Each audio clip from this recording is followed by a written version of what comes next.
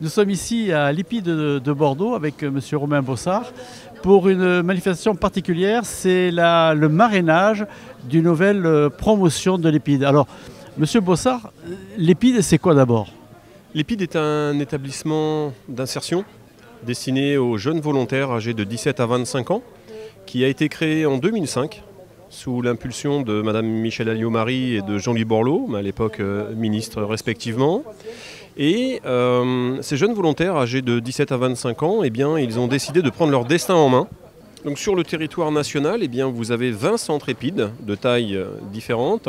Et le centre EPID de Bordeaux, lui, peut accueillir 150 volontaires, femmes ou hommes, âgés de 17 à 25 ans. Et durant un programme qui est prévu pour 8 mois, eh bien, ces jeunes vont travailler leurs projets professionnels. On va les accompagner pour obtenir leur permis de conduire, ils vont être rémunérés. Ils vont vivre cette formidable aventure en internat du lundi au vendredi. Et pour celles et ceux qui le souhaitent, eh bien, nous allons pouvoir les héberger le week-end en cas de besoin. Et puis on va aussi travailler sur tous les freins qu'ils peuvent rencontrer au quotidien. Des freins éventuellement dans le domaine psy ou bien d'éventuelles addictions. Voilà, donc c'est vraiment un formidable outil, un très bel outil, c'est un établissement public. Alors aujourd'hui, donc, particularité, donc, il y a eu un marrainage qui a été fait. Ça consiste en quoi? Effectivement, nous admettons tous les mois des jeunes. Ces jeunes vont composer une promotion et parce que on souhaite déclencher chez eux l'envie de réussir, eh bien, nous identifions des marraines ou bien des parrains qui ont réussi dans leur domaine. Et grâce à leur travail, grâce à leur réussite, eh bien, nous leur proposons d'accompagner une promotion de volontaires. Aujourd'hui, c'était Madame Boisseau, adjointe au maire de Mérignac, qui aime les PILD, très clairement, et qui va pouvoir accompagner ces jeunes en leur montrant tout ce qu'elle a fait pour en arriver là. Voilà pourquoi est-ce que nous avons un club des parrains qui réunit soit des anciens sportifs, des élus, des chefs d'entreprise, des acteurs de l'entreprise comme des DRH. On a à ce jour un petit peu plus de 25 parrains dont certains sont des personnalités. Par exemple, au mois de juin dernier, eh bien, nous avons une ministre qui a marrainé une promotion de l'EPID de Bordeaux. Alors, la marraine ou le parrain, qu'est-ce qu'il fait une fois qu'il est parrain ou marraine? Une fois que la cérémonie de parrainage, comme celle que nous avons vécue ce matin, est passée, eh bien, le parrain va devoir faire vivre cette relation qui existe avec ses filleuls en les invitant à découvrir son métier. Un élu, par exemple, fera très probablement participer sa promotion à un conseil municipal. C'est une action citoyenne, c'est la découverte de la vie politique. Il pourra aussi peut-être leur faire visiter l'hôtel de ville. Mais il pourra aussi peut-être leur présenter des entreprises qui sont en recrutement. Il pourra organiser des temps conviviaux, demander à l'EPID de participer à des cérémonies commémoratives. Ce ne sont là que quelques exemples qu'un élu, s'il est parrain, peut mettre en place pour faire vivre son dispositif de parrainage. Alors, le fait que l'EPID est quand même relativement peu connu, vous disiez ce matin dans une déclaration, est-ce que le fait d'avoir l'important pour vous d'avoir des parrains un peu connus, ça va aider? Bien évidemment. Bien évidemment, on a un formidable dispositif, comme je le disais tout à l'heure, qui a été créé en 2005 sur le territoire national. L'EPID de Bordeaux a vu le jour en 2007. Et depuis 3 ans maintenant, on sent vraiment que l'EPID prend sa place dans le paysage institutionnel. Pour la petite anecdote, là où il y a encore quelques mois, nous cherchions à identifier des parrains, eh bien, dorénavant, nous avons des personnalités qui ont envie de parrainer des jeunes. Donc ça, c'est un facteur révélateur. Mais effectivement, notre plus gros défaut, j'ai envie de dire, c'est qu'on n'est pas suffisamment connu. Alors, vous avez donc commencé depuis 2005. Qu'est-ce qu'on peut faire comme portrait d'un jeune qui passe chez vous et qui sort? La principale particularité d'un jeune, et c'est essentiel, c'est qu'il est volontaire. Aucun jeune ne vient en étant placé, on ne lui impose pas de venir. Le jeune qui pousse la porte de l'EPID, c'est qu'il est volontaire à l'insertion. Ce jeune, il est âgé de 17 à 25 ans. Il possède de nombreux facteurs dits de vulnérabilité et tout le travail de l'EPID va consister à travailler sur ces facteurs de vulnérabilité pour réussir son insertion. Parce que l'insertion, chez nous, à l'EPID, ce n'est pas uniquement nous trouver un emploi. L'insertion, c'est travailler sur d'éventuels troubles. c'est faire en sorte qu'il obtienne son permis de conduire pour être mobile. C'est faire en sorte que le travail qu'il va trouver corresponde à ce qu'il sait faire, à ce qu'il a envie de faire. On va aussi lui chercher un logement, parce qu'aujourd'hui, sans mobilité, sans permis de conduire, sans logement, on ne peut pas réussir une insertion. Donc la mission de l'EPID, elle est singulière, et c'est vraiment celle-ci, avec encore une fois des volontaires qui veulent être maîtres de leur destin. Alors une fois qu'ils sont sortis, vous les suivez?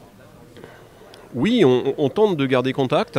On a par exemple une enquête téléphonique qui existe, où après 18 mois, eh bien, on les appelle aussi après 6 mois, pour savoir ce qu'ils sont devenus. Et ça nous permet aussi de mesurer si l'action que nous menons, elle est pertinente, elle est adaptée.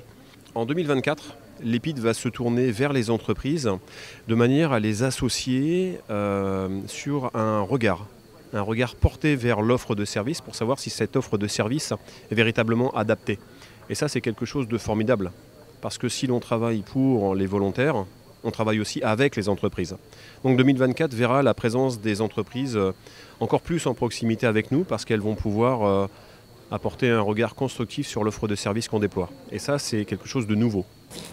Merci à tous mes amis d'être présents pour ce marrainage dont je suis si fière. Merci à mes invités de s'être levés de bonne heure ce matin pour venir assister à ce marrainage. Morissette Boisseau, vous êtes la nouvelle marraine de la promotion de l'EPID 2024. Comment vous avez été choisie?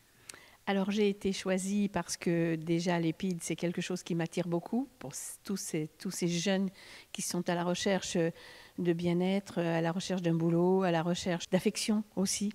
Et quand je les ai connus il y a 5 ans, 4 ou 5 ans, j'ai décidé de m'occuper de ces jeunes et de les aider aussi. Et Romain Bossard, qui est le directeur, et puis Thomas Barrère, le directeur adjoint, m'ont suivi un petit peu de temps en temps quand j'étais avec eux. Et ils m'ont dit on va vous faire marraine et vous allez vous en occuper un peu plus puisque vous aimez bien l'EPID, les volontaires surtout. Donc j'ai commencé à aller les voir, à continuer un petit peu à parler avec eux, à communiquer avec eux. Ils m'invitaient quand il y avait quelque chose. Et puis j'ai fait beaucoup de choses avec ces jeunes. Alors c'est entre parenthèses, hein, quand je rentre dans un cimetière, moi je vais directement au carré militaire. Si c'est pas beau, je demande à ce qu'on le fasse nettoyer, ranger. Le cimetière de Bordeaux-Nord, c'est une catastrophe. Les croix sont tombées, c'est tout sale, c'est plus blanc. Autour, c'est plein d'herbes. Et en plus, on ne voit plus les noms. C'est un manque de respect pour nos anciens. Donc, j'ai demandé à l'EPID, leur premier travail, j'ai demandé à l'EPID qui nettoie les croix et qui range un petit peu tout. Alors, j'ai toutes les photos. Quand ils sont tous là autour des croix, parce qu'il y en a un paquet, je crois qu'il y en a 1500, il me semble. Hein. Et ils ont fait ça parfaitement. Il faut que j'y aille d'ailleurs. Et puis après, je leur fais faire des trucs. Je suis allée au CESE avec eux. Ils avaient un discours à faire, à préparer, sur comment peut-on amener les jeunes aux élus locaux. Ah ben, je leur ai dit tout le reste. Et puis, ils ont eu une bonne note. On a fait Paris en une journée. C'était très bien. Alors, concrètement, maintenant que vous êtes la marraine de ces jeunes, vous allez faire quoi comme accompagnement? Ouh là là, j'ai déjà commencé. Hein. J'ai déjà commencé. Tous les invités que j'avais, 19 invités, c'est soit des directeurs d'entreprise, soit des gens qui ont beaucoup de choses en commun avec l'EPID. Et surtout, leur demander de me prendre en stage tous mes 28 filleuls, qui s'appellent des volontaires. Mais c'est mes filleuls. Ils vont tous les prendre. J'ai déjà eu 3 réponses. Et j'ai déjà eu 5 demandes pour l'EPID. Alors là, donc ces volontaires-là, ils sont relativement jeunes. Comment ils ont commencé à aborder votre marrainage? Ah ben, ils étaient super, hein. Ils étaient super contents. Ils m'ont posé plein de questions. Et puis ils ont été très étonnés que je connaisse autant de monde. Bien sûr, toutes les entreprises de Mérignac, je les connais tous. Donc je vais pouvoir les placer. Il y en a un qui veut faire militaire. Donc pas de problème, hein, je suis réserviste citoyenne, je vais le faire aller à la base 106 et à la base 204. Après, il y a une dame qui voulait être puricultrice, pas de problème. À Mérignac, on a plein de crèches, je les connais toutes. Et qu'est-ce qu'on a aussi? Une dame qui veut vendre dans un magasin dans la galerie de l'aéroport. Pas de problème. Simon Dréchel, il va m'écouter et il va prendre cette jeune femme pour vendre dans les magasins qui sont là. Maintenant, ce qu'ils ont à faire, c'est me faire un CV, une lettre de motivation pour ce qu'ils veulent, parce que j'ai toutes leurs photos et à chaque photo, ils vont me mettre CV donc, et lettre de motivation. Et là, je vais pouvoir les faire partir partout.